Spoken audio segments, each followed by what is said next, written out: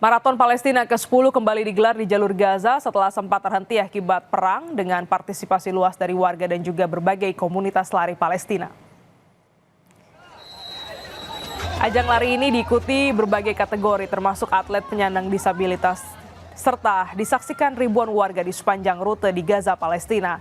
Kegiatan juga diramaikan dengan aktivitas anak-anak dan perayaan komunitas lari. Penyelenggara menyebut maraton ini sebagai simbol harapan dan persatuan rakyat Palestina. Rute lomba di Gaza digelar di 5 km dari jembatan Wadi Gaza ke arah utara. Acara ini menjadi bagian dari upaya menghidupkan kembali kegiatan olahraga di wilayah tersebut pasca konflik.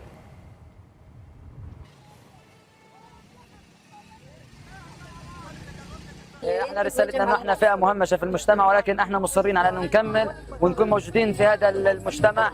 بنوصل رساله انه احنا موجودين ومصرين على الحياه، وفقد قدمك او فقد اي شيء من جسدك هذا لا يعني انه نهايه الحياه، بل هي حياه جديده.